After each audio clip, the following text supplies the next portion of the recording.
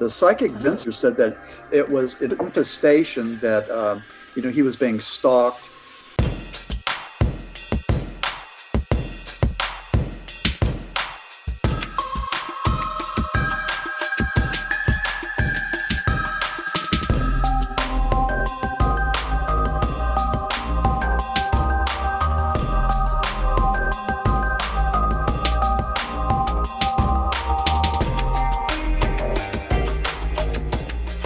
Hey everybody, and welcome to Monsters Lounge. I'm Jeni. And I'm Tressa. I love our intro, and I was just thinking about how many black tank tops I wear on a regular basis. No, I think I have a problem. lot, so you don't have to wear them on a regular basis. You've got Cycle like at up. least 50, so it's like a month and a half. You're good. It's pretty good. That's usually the turnover rate. It's the exact same one too. Yeah. You gotta be economical. Right. Yeah, is that economical or just streamlined? I'm not quite sure. Yes, it's both. Yes, both. Listen, I'm real excited tonight, Tressa. Me too.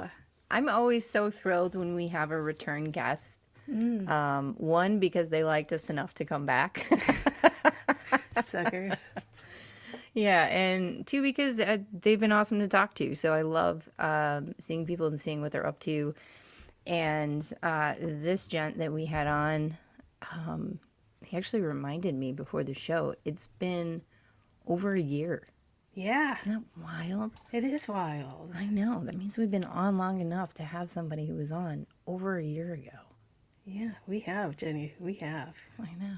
I'm so excited. It just seems like yesterday. Okay, I'll shut up now. Yeah. All right, we have Maxim Furek back. And nobody remembers, or if you are scratching your head on that one, he is a researcher and author exploring paranormal culture, rock history, and the psychology behind strange phenomena, with a focus on Pennsylvania coal region. He did the coal region hoodoo book that I liked so much. All right, help me welcome Maxim, please. Oh. Yay! Yeah, thank you, ladies. Yeah, great. Thanks for having me back on Monsters Lounge. And you're correct.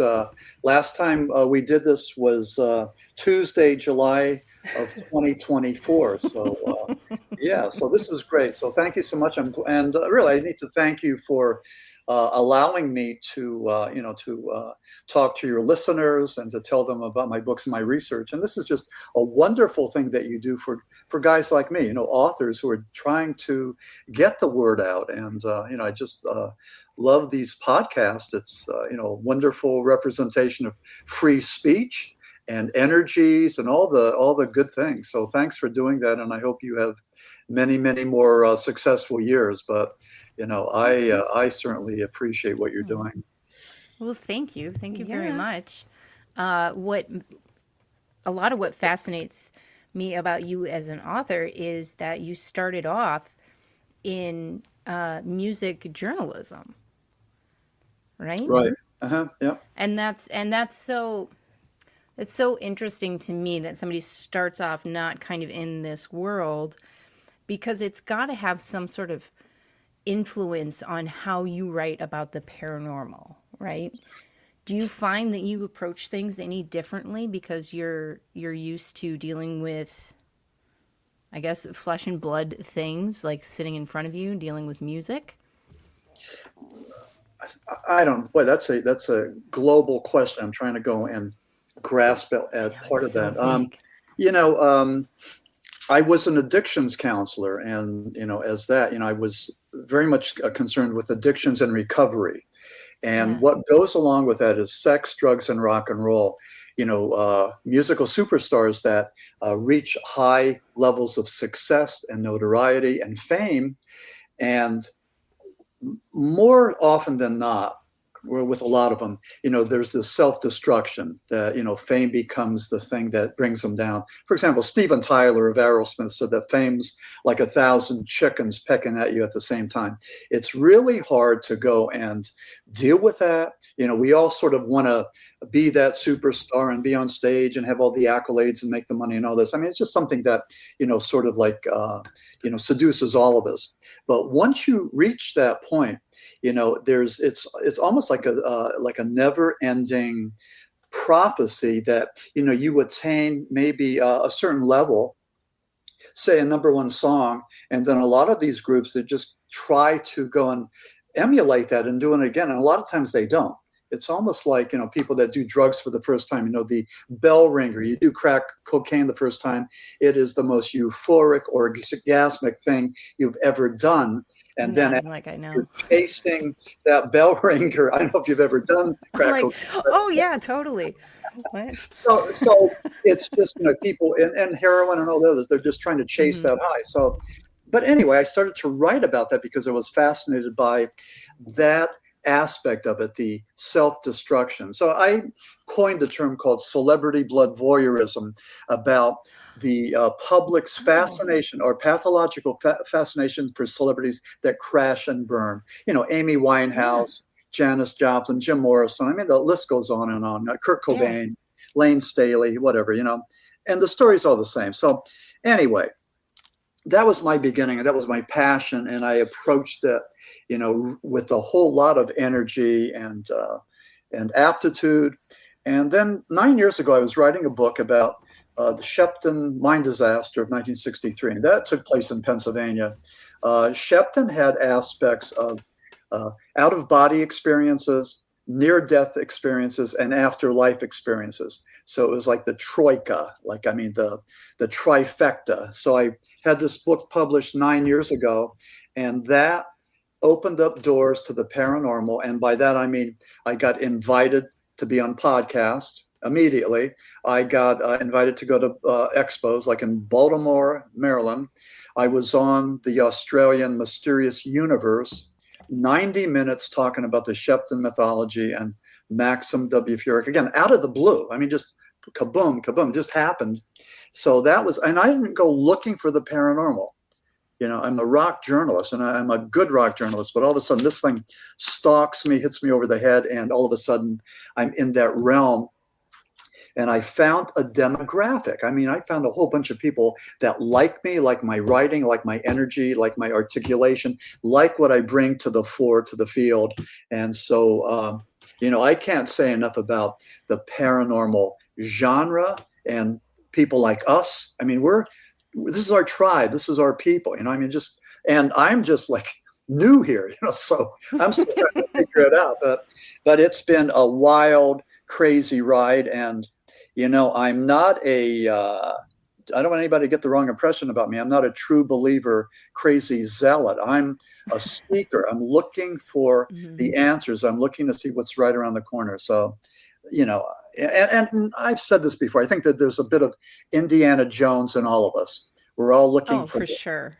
For the Holy Grail. We're looking to climb the mountain. And I think I'm just like you, trying to do that. So I think that's what I bring to the fore. But, like everybody else, I wear many hats. I've worked many jobs. I've, had my ups and my downs. I mean, we're all the same. We're all the same vibration, give or take, a few decibels. So, that's. Well, I'm excited.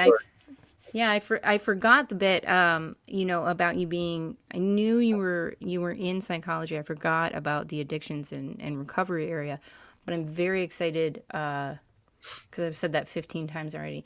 But I'm even more so now because we can kind of get a little bit of the psychology on this. But anyway, we'll go on. So I want to throw up a picture of your newest book, which we are very excited about. Yeah, look at that. Haunting. Right.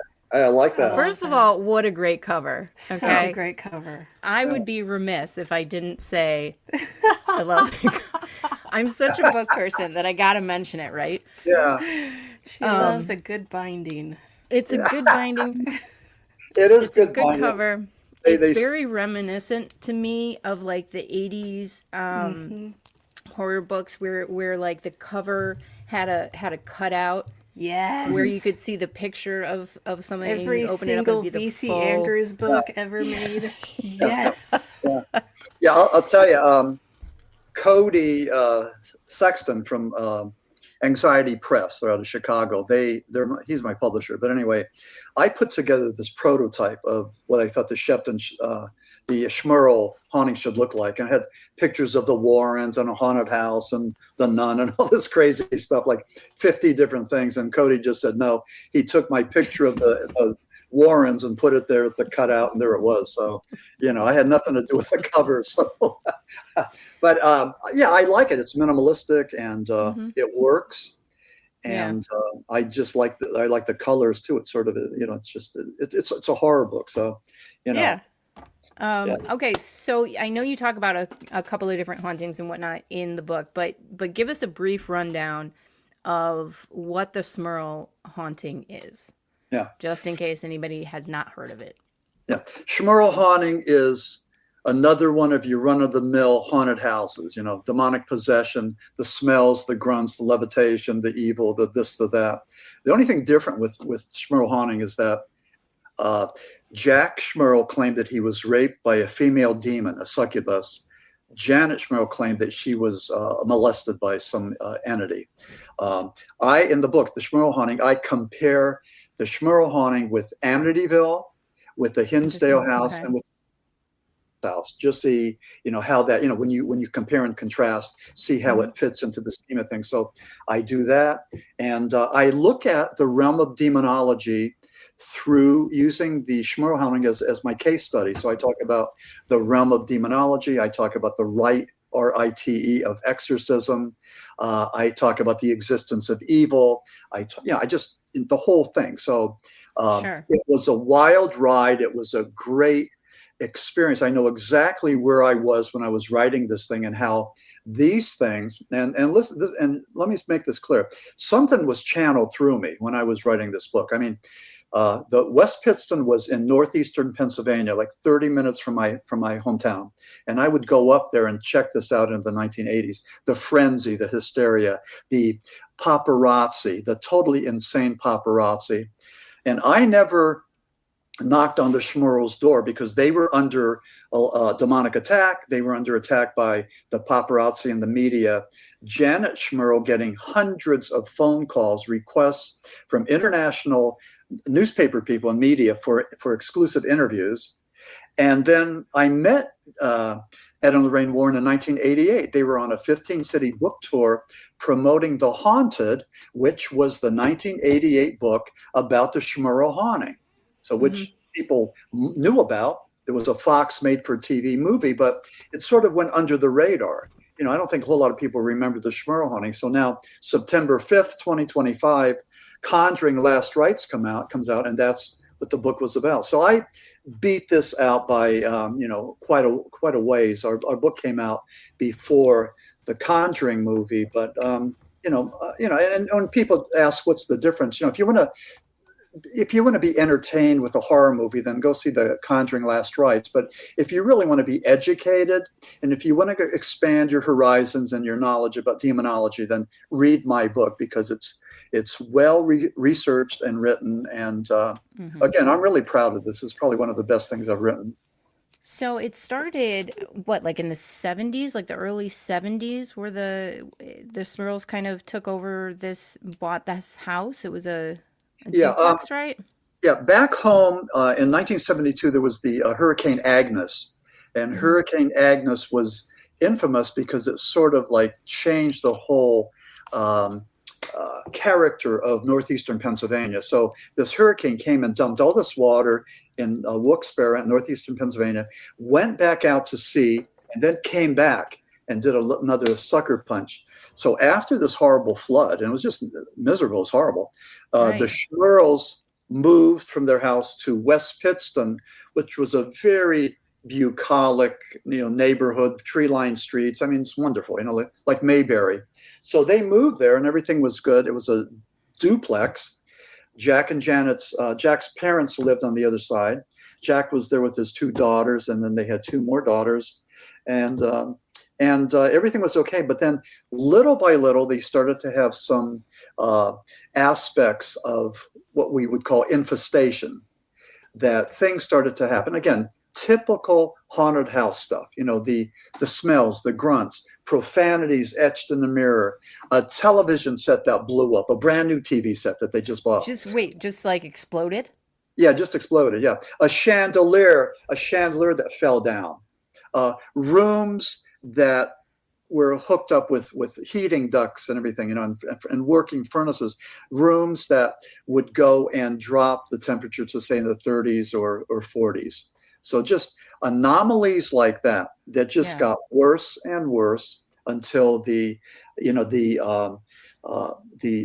sexual assault that, to me, I think indicates that it was personal. When they talk about murder mysteries, and if somebody is stabbed 45 times in the genitalia, they always say it's personal. It's personal. Yeah, that might be an indicator of personal. Well, so is murder. I mean, honestly, if we're going to say. But so when did they start getting into like having people come and look at the house to try to help them out? Right. Yeah. So like, how long did they live with that before they reached out? Yeah. Well, Jack and Janet Smurl were devout Christians. They were devout Catholics, and they were really connected to the church. So they invited the parish priest, to come over and do a blessing. The priest would go and do a sleepover. They had every Catholic diocese has a priest that's skilled in the art of exorcism. So they had the exorcism. Nothing was working. They kept on doing this, and finally, Janet Smurl saw Ed and Lorraine on a TV program. So she reached out, from northeastern Pennsylvania to Monroe, Connecticut, reached out to Lorraine, and Lorraine and Ed came down, and they spent maybe 4 nights there. I believe they had a nurse with them who was a psychic, and they also had their photographer. I mean, they were good. They were keen on the promotion, on the publicity, which, a lot of people criticized them for, but they were good at what they did. So anyway, Ed who was, a self-taught demonologist, he tried to do an exorcism and nothing worked. So the next step was for Ed to call for Father Robert McKenna from Monroe, Connecticut. And he was what's called a rogue priest. And these are I like that. Okay. These are are you familiar with that term? I'm just imagining that they run around and do exorcisms and fight werewolves and do all sorts of cool stuff. Yeah. So what it is in my head is probably not actuality. No, it's more political. Pope John the 23rd, who was the hero of my Shepton book, the Minor Saw. Yeah. Pope John the 23rd. It was an example of life after death. Pope John the 23rd was the one who was trying to modernize the Catholic Church. So he had Vatican II. It allowed churches to say the Mass in languages other than Latin. It embraced Marxists and communists, Jews, Islam, Muslims, and the whole thing. It was the church's kumbaya moment. But there were a lot of people that viewed Pope John the 23rd as a devil. They hated what he did. They thought that this was just horrible, that he was stomping all over Catholic tradition, 1,000-year-old Catholic tradition. So people like Father Robert McKenna was a rogue priest. He refused to go along with Vatican II. So he renounced the church. He started his own Catholic church based on earlier Catholicism, earlier tradition. So he was one of many rogue priests that didn't go along with Vatican II. So again, when you talk to Catholics even today, some of them like the idea of Vatican II, modernizing the church, and other Catholics do not. So it's controversial for people that's the opposite of what I wanted it to be. Yeah, it's the exact opposite of what I not as cool as I thought it was going to be. Okay. So that's what it was. So anyway, Robert McKenna comes and he does 3 exorcisms at the Smurl house, and he wasn't able to go and cleanse the house. So the bishop from the Scranton diocese, Bishop Timlin, brought in Father Alphonse Treebolt, and he came in from New York State, and he was at a university up there, and he came in and he did 4 exorcisms before he was able to go and cleanse the house. So Father Treble was able to go and cleanse the Smurl house, but he didn't have a perfect record. He had been at the Hinsdale house in New York State, in Western New York State, and he tried to cleanse the Hinsdale house, and he was not able to do that. And he said, he was telling the people there, when this happens, you just leave the house. It's evil. You take your belongings and just leave. You don't say where you're going to go. And Treble said that some places are just a portal to hell. They're pure evil. And the Hinsdale house was one of them. Was he saying that as a priest, as an exorcist, you as an exorcist just leave? Or, hey, everyone that is in this building, get out. There's no saving it. I'm assuming or is it just like very personal? Like no, A, B, and C, yeah, all of the above.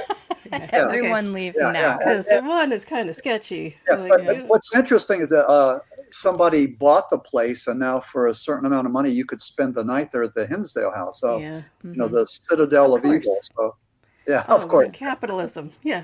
Speaking of which, no, not that.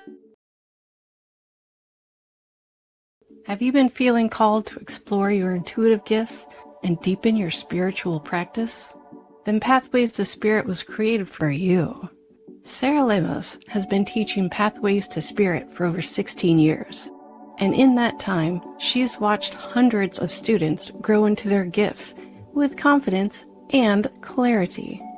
This isn't just about learning tools. It's about understanding how your energy works and how to use it with intention.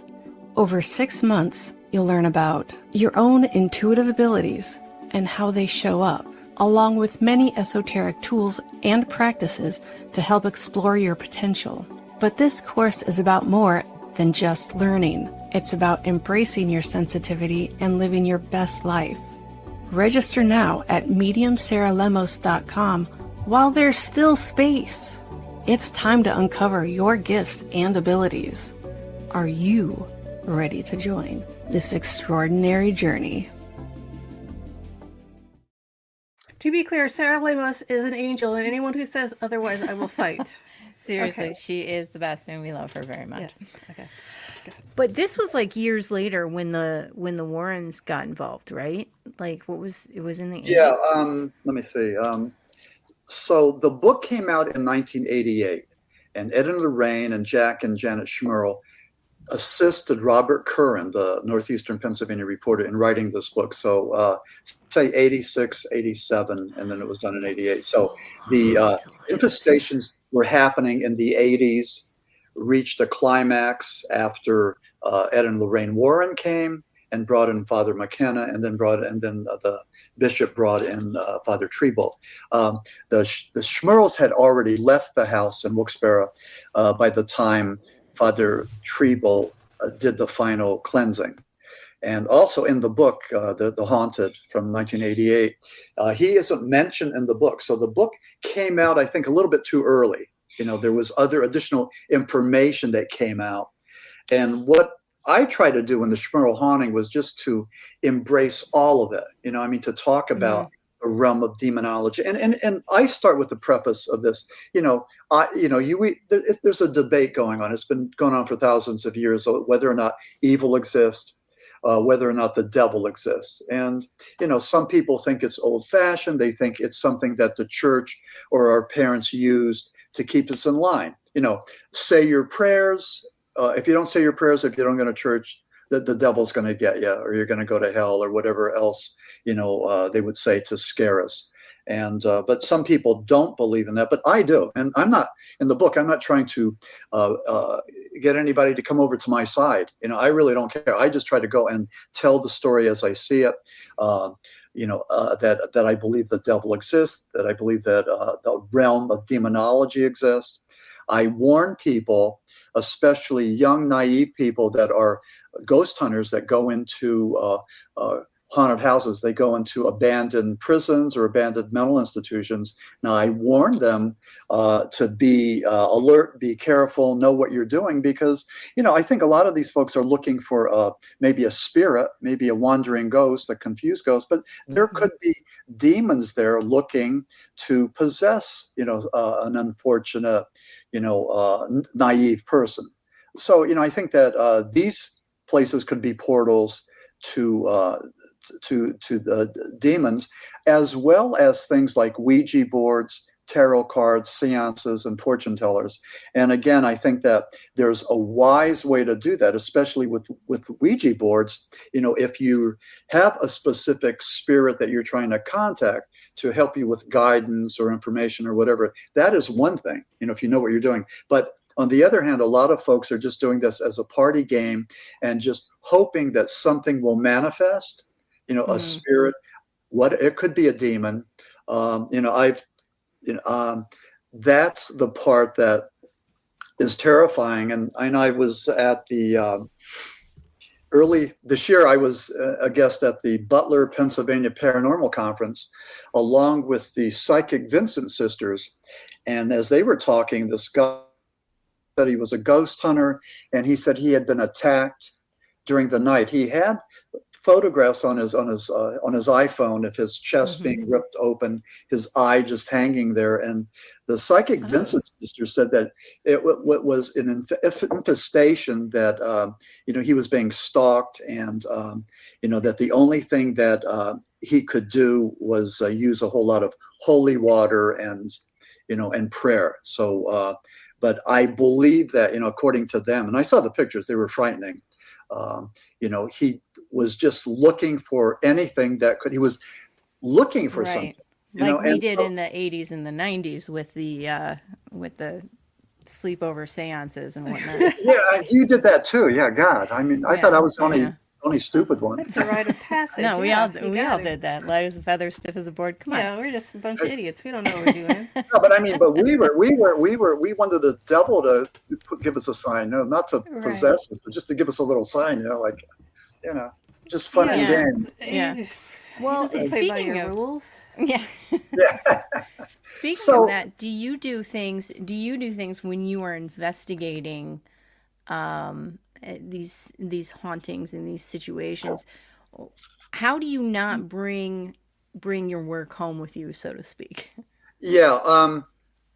Well, first of all, I'm not a ghost hunter, so I'm not that at all. I view myself as a sort of an academic, and I view this thing. I've been warned by my evangelical fundamentalist friends, who are walking with the Lord every day, to watch what I'm doing. Don't get too close, and I don't dance with the devil. I don't ask the devil for anything. I'm doing my own thing. Yeah. I don't need anything from the dark side. I'm good. But I don't think that I'm getting close to the flame. I just view it from a distance. And here's the thing with demonology, we know that, the way it works is sort of like this, that the power of the devil is great, but the power of God is stronger, that demonic forces can infest people, places, and things, that there's a certain pathway or progression with temptation, infestation, and then possession.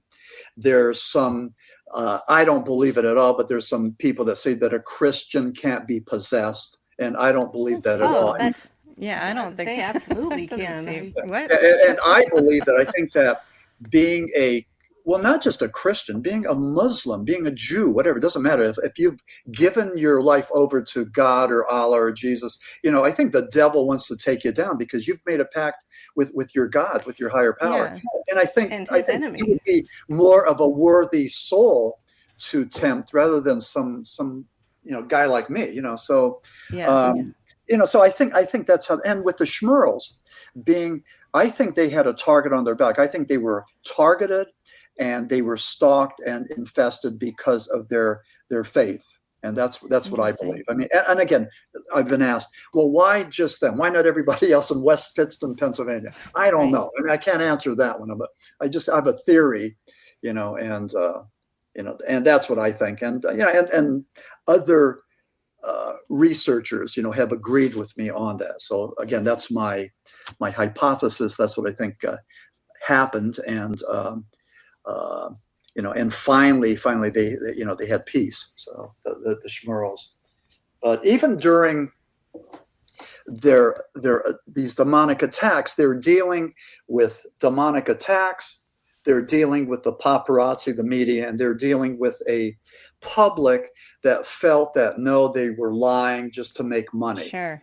And what kind of father or mother would drag their kids through the mud, putting up this lie that their house was demonized. I mean, they did go on some shows. They might have made some tokenistic money, like, back in the day. I don't know what they would get paid to be on a TV show, maybe, 1,000 or 1,500. I don't know, but they might've made some money that way. I know the book, The Haunted, made really good money, but it was split at least 5 ways, with Robert Curran and then the Warrens and the Smurls.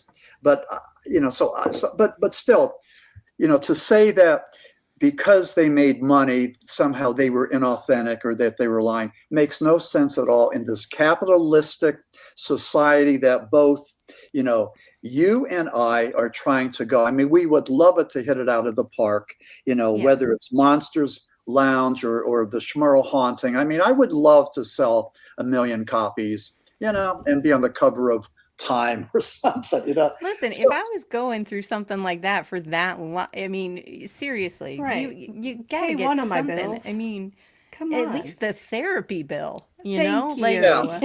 yeah, it's just not worth it. And Like the net gain is not there. It's a net loss every time. overall, Good. yeah, Yeah, it that's doesn't good. quite matter. Yeah. Yeah. So I don't know. I mean, somebody who would do that would really be a pathetic individual. But these were devout Catholics. They went to church. They got the sacrament. They had a strong belief. And if anything, I mean, if I don't care what you think of the Smurls, just at least give them their due that they had a strong faith. Whether and for how much credence you pay, give that. So.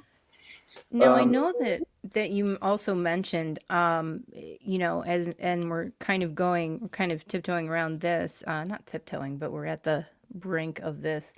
Yeah. But the exorcism schools, Yeah. I've heard about some of them. I've heard about others. There was one you mentioned, Pope John Paul II. Very good. Yeah. Good. Yeah. Now I know a little bit about him. I know that he did 3, 2 official and a third one debated, exorcisms during his career. And one of them was in the 80s, and it was way more famous than the other ones. But he had a school, or did he explain that to me? Yeah. Well, here's the thing, I contend that evil exists and that the devil exists. And I stand in good company. Pope John Paul II was among them. He believed that evil existed. So what he did was 2 things. One, he rewrote the rite of exorcism that I think it was 400 years old. So he rewrote it for modern time. You can just rewrite that thing? Yeah, I did not know that. That is Or only blowing if my you're mind a Pope. little bit. Yeah. Or only maybe if you're the Pope. again, maybe changed it, altered it, made it, modernized it. Put skateboards in it. Yeah, maybe even that. But so he did that. He rewrote it, and then the other thing was he organized a school of exorcism where there were, I believe it was 132 priests from 30 different countries that came to learn the medieval rite of exorcism, only because the Pope believed that evil exists and we need to fight evil on the correct terms. So, and what are those terms? Well, if you read the Bible, one of the first miracles that Jesus performed was casting out the demons. And he taught his disciples that they too could be exorcists. They could cast out the demons if they did it in his name and in his spirit.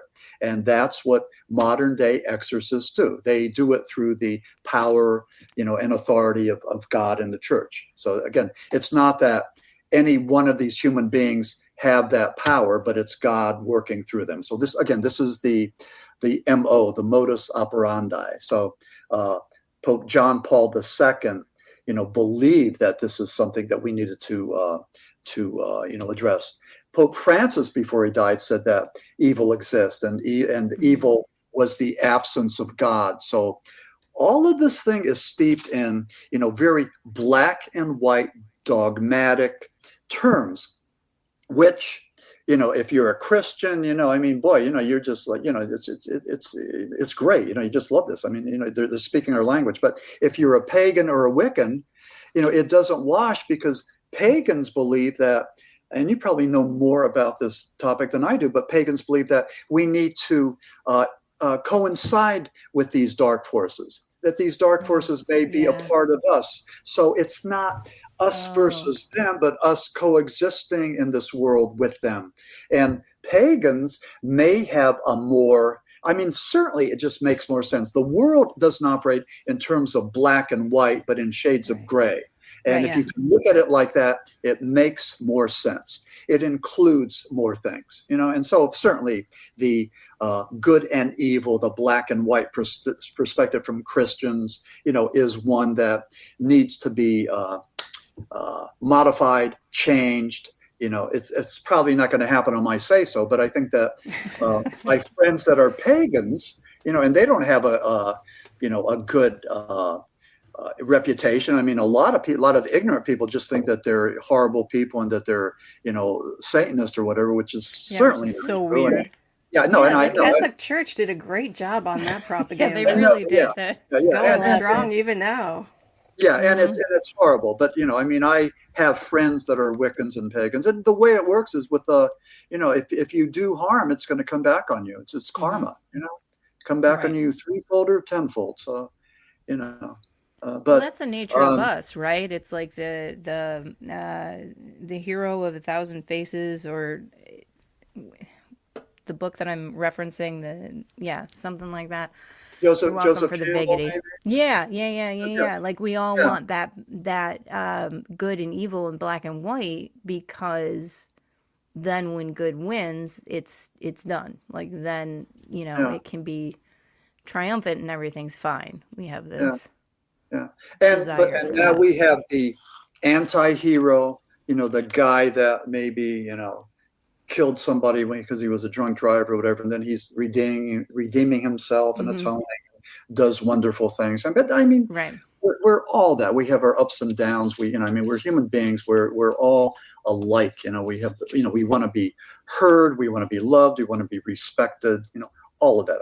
There's nothing, and how wonderful. Again, I said this at the beginning of the show. So thank you so much that I can actually talk about my beliefs and my philosophies and my hypotheses and have people listen and consider them, and that's great. And they're either good, bad, or ugly or whatever, but that's I think the powerful thing about podcasts that, that you have, and what a wonderful position you guys are in, that you can hear so many different viewpoints and everything. Boy, your heads must be spinning.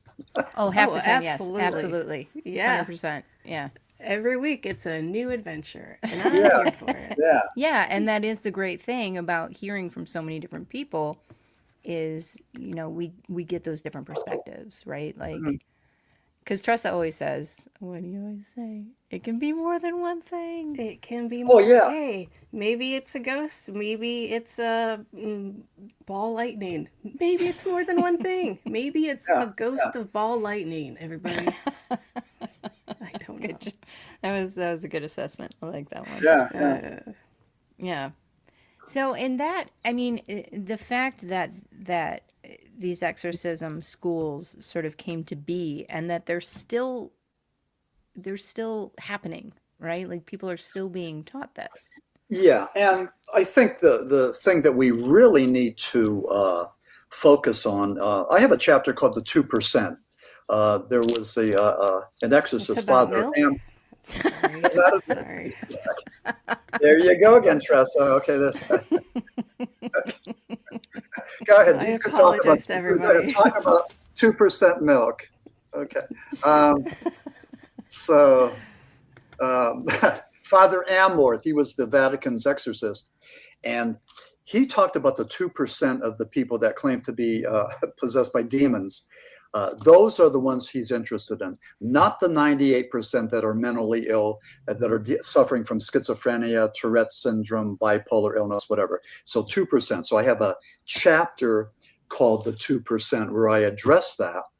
And then also I mentioned the Pope's exorcist and with Russell Crowe. And that is a very authentic account of Father Amorth when they went at this home, and so I saw that once. I need to see that again, but that was really well done.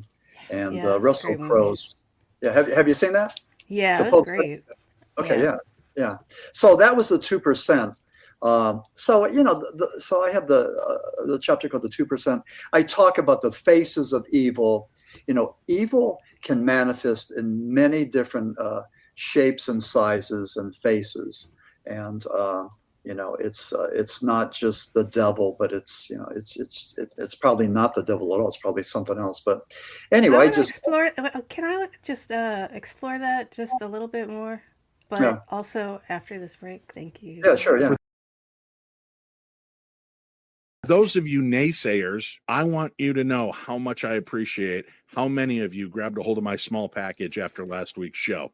It is out and available. You can get both of my books, The Other Side, A Guide to the Paranormal and Ghost Hunting, and my brand new book, Theater of the Mind, Tales from the Darkness. Both books are out. One, of course, kind of a how-to ghost hunt book, and the other story book of strange supernatural occurrences all around the world. You can get your hand on my small package by just ordering it right off of my website. You can go right to paranormal60.com, scroll down on the front page there, or go to the shop and scroll down and you'll see our book bundle.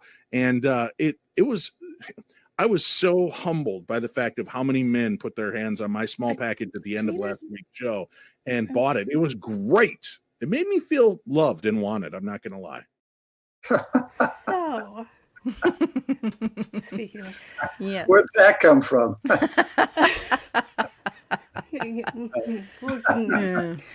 Another time, another. Yeah. So, is he saying that it physically manifests? Is it manifesting? I don't even know if he used the word manifest. I just grabbed onto that one. But are we just exorcisms look different and possessions look different, or are there actual physical manifestations of demons and whatnot? Yeah, well, according to all the books on exorcism, the people that have conducted these, someone who's actually possessed by a demon demonstrates a number of pretty unique characteristics.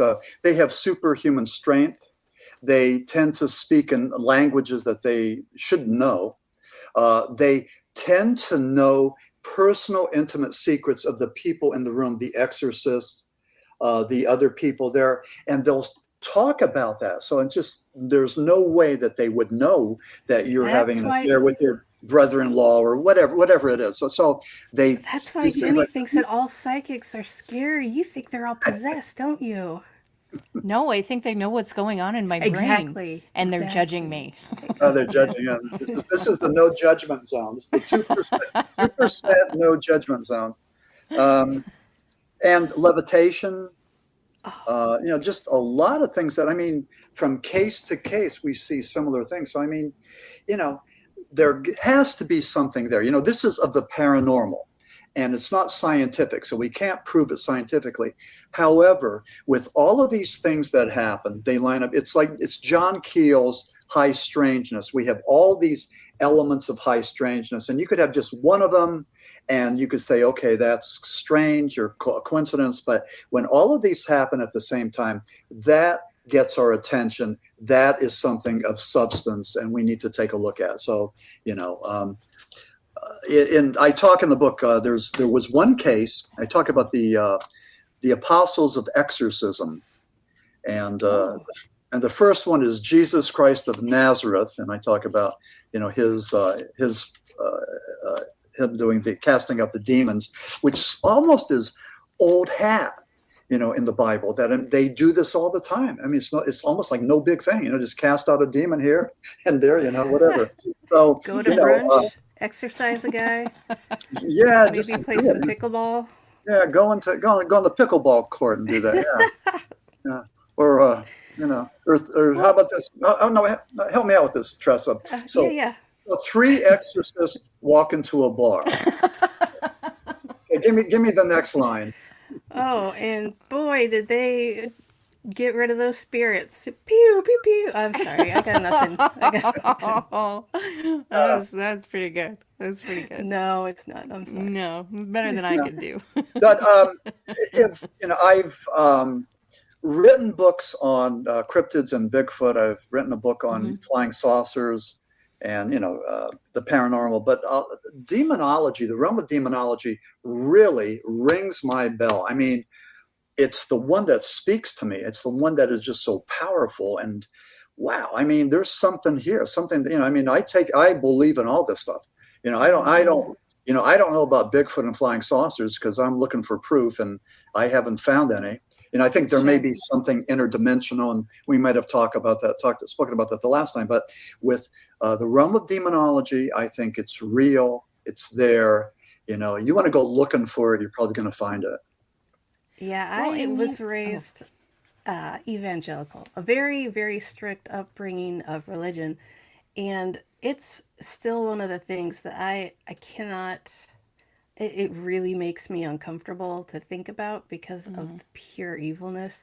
I don't think it's very common, but I think it exists without a doubt. And that's terrifying. Even I do. And I was raised with nothing, so even. Well, you get to pick and choose for yourself. You're in a good place because you're not, your brain isn't polluted with all the dogma. So good for you. Yeah. I mean, Yeah, absolutely. That's wonderful. I lost my thought, and it was a good one. You're welcome. Well, Yeah, you're welcome. it happens in conversations with us sometimes. Well, because you going back to you meeting the Warrens and being able to talk with them for a little while. I mean, as a journalist, like I've watched, not me as a journalist, but I've watched journalists, and they tend to get a pretty good read on people pretty quickly, so what was that experience with you like? Did it, or with the Warrens, were you swayed one way or another, or did it just sort of pique your interest a little bit more? I mean, well, I was their best student. I mean, I was a true believer, and I believed what they were telling me. And I wish I could go back. And it was on the streets of Jim Thorpe, Pennsylvania. I think it was in July 1988. And we're hanging out there on the streets. I took their picture. The picture on the Smurl Haunting is the picture that I took in 1988 of them. Nice. And in the book, I have a number of photographs of them. But, I wish I could just go back in time and ask them the same questions, only going deeper. And the questions were about the demonic realm and how do you do battle with these demons and all that. And, and Ed Warren talked about invoking the spirit of Jesus Christ, of Saint Michael the Archangel, of Padre Pio, these saints that Catholics use, to do battle with the demons. And, he was, very interesting. He always spoke about the power of God being greater than the power of the devil. And, so it was all pretty much the same mantra. But over the years, I kept in touch with him, and I would call them up and ask him additional questions. And someplace I have 2 cassette recordings of this. I had transcribed these, but I have these someplace. And after all the, moving from house to house and town to town, Sure. God knows where they are, but I would love to go and get them and just, turn them into a CD or something and donate them to whomever, because I think it's worth something to. But they were, I liked them. They were good people. They mentored me. They were friendly. I think Ed saw a little bit of maybe him in me, maybe with the excitement and the curiosity. I mean, I would like to think that. But given the fact that a lot of people didn't like the Warrens until today, whether they're people that were jealous of their commercial success, i.e. making $5,000 per seminar, doing close to 1,000 programs at different colleges. So they did that.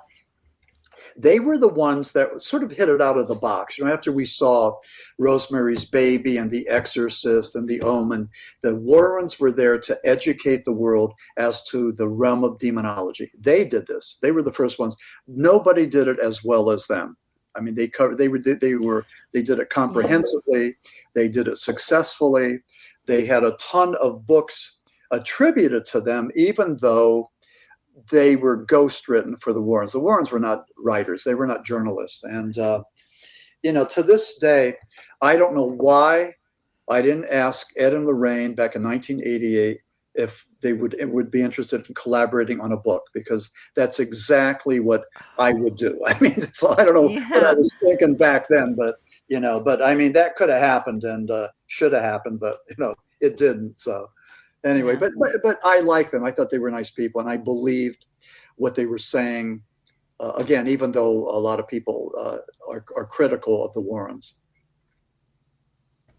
It's hard to have any sort of public, what's the word I'm looking for? Image, thank you. Yeah. And not have people on both sides. And you know what? That means you're doing it right. I conjured up this universal law 90, which feel free to quote this at some point during your shows. But 30% of the people are going to love your light, and they're going to like what you do and want to open doors for you. 30% are going to really not like you, and they're jealous or whatever. They just dislike you for the right reasons. And then 30% could care less. They're dealing with their own, depression, addiction, whatever it is. I mean, they're over there. They don't have time to consider you. So, there's going to be people taking their hits. There's going to be people that are going to go and criticize you. That's, I mean, you can expect this. You could expect this. Not everybody's going to like your program. And it's just the way of the stop it. That sounds unlikely. What? No. Come on. You should see. You're going to be able to see this, right? Oh, that's good. Okay. Oh yeah. Jenny's making some good faces over here. Yeah. Okay. Come on. Get out of here. So anyway, but people that love your light, that want you to succeed, and they want to be a part of that, and they will introduce you to other people. They will open doors for you. They will hold your hand and walk you through. I mean, when that happens, that's a friend. That's when the winds are at your back and the gods are smiling and all that. I mean, it's just exactly what I think what we're looking for. You work hard. We're in the trenches. We work hard to promote our books on our podcast and everything. And you hope that the universe recognizes us and lofts us up and takes us to another realm, another level. And that is the point where I think that, that's when it takes luck and fate and serendipity and all the other stuff, the karma, and that's the way I believe it works. So that's my 2 cents. I like it. I Fantastic. dig it. It was very succinct. Yes. I feel like I've been asking a crap ton of questions here. Tressa, do you have anything? I know. I've just been. You're the question person. I just know, say but dumb stuff on the side. What? I don't know. We gotta ask, obviously, just a brief little bit, because everything, the Warrens are so tied in with all of these things, and specifically Annabelle, right? and you've seen the doll. We have a friend who's actually just going to tell us about her experience with it, but the doll's on tour at the moment, right? So what was your impression? Well, that became part of the story. I talked my wife into going down to Gettysburg, Pennsylvania, in July. And I like how you scooped her up for the ride. Yeah, and she had a good time. But we just for anybody who's taken notes, we were among the 1,240 people that attended that 3-day gig to see Annabelle, each paying $40,000. So if you add that up, that's something like $50,000 for the 3 days. So we were there. That's according to the Gettysburg newspaper. 1,240 people paying $40 each. So that was Gettysburg. So wait, $40 each. Okay. I had that. I heard that. I heard that totally. And my wife will tell you that it was more than 40 because we did it online, and I don't know what other cost we paid. So it was over $80. It was more like 95 or something. But anyway, so that was 50,000 in Gettysburg. They did the same thing in San Antonio, the same thing in New Orleans, the same thing in West Virginia, and up and down the pike. Even though Lorraine Warren said, keep Annabelle in the Monroe, in the Warren Occult Museum in Monroe, Connecticut. Right, and they didn't. The New England Society, Paranormal Society, took her on the road, and I met the handler when I was in Gettysburg. That was on July the 11th. And Dan Rivera, he agreed to do a interview with me on Monday the 14th. And I told him I was writing the book about the Smurl Haunting. And Dan passed away the night before. So he passed away on the 14th, on the 13th. Tragic. Yeah, it was tragic. And absolutely tragic.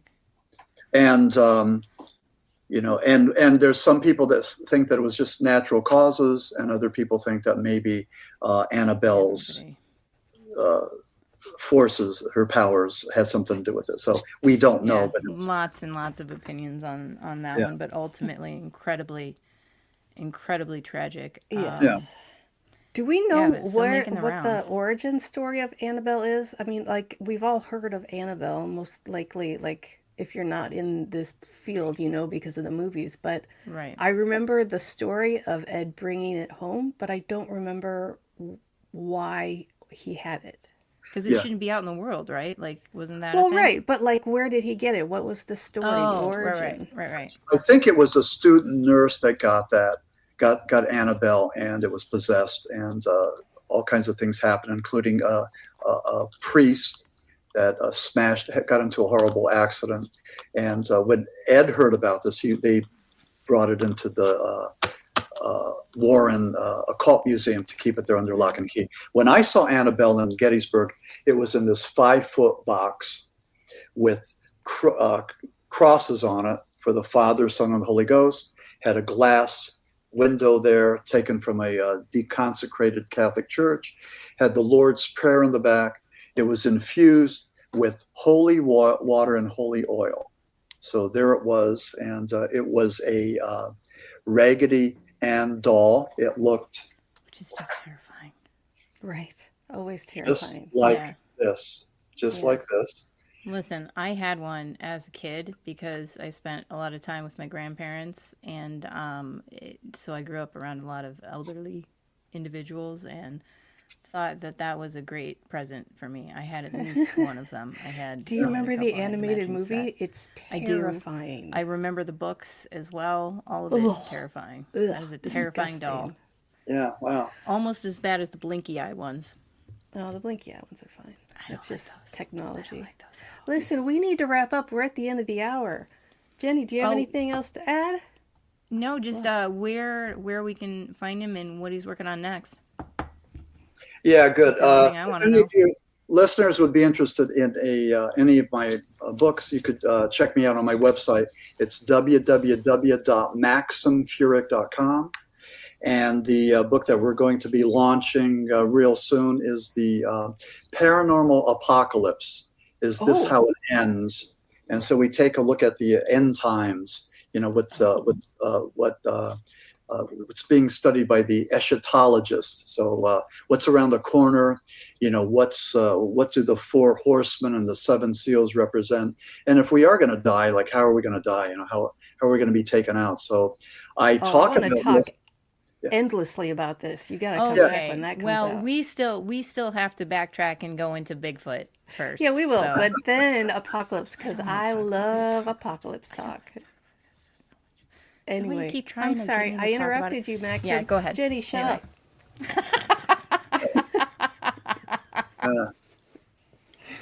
All right. Please. This is the next book. When does it come out? Yeah, it's actually, I had a really productive 2025. They both came out relatively around the same time. So we've been promoting the Smurl Haunting extensively, and we're starting to launch a promotional campaign for the Paranormal Apocalypse. But they both fit into that genre of that religious, spiritual thing. Look into that. Yeah. And again, the thing I started to say that I lost what I was, my thought. Sorry, I think we do Tressa said something about the 2% milk, and that did it. But it just derailed. Yeah, it did derail me. Yeah. And but the demonic just seems to excite me and fascinate me and intrigue me. I mean, there's something there. You can't say that about Roswell and flying saucers and Bigfoot, although we want to. The proof. But with demonology, I just think that there's a lot more there. There's a lot more dead bodies and a lot more, burnt embers and everything else. So I don't know, but anyway, that's the thing that I think excites me the most, and I think this is where I'm going to make my mark, because I think that I would like to maybe delve into that a little bit further, and and we'll see. But I'm again, with the Smurl Haunting, we've been getting a lot of good reviews from it because it's comprehensive.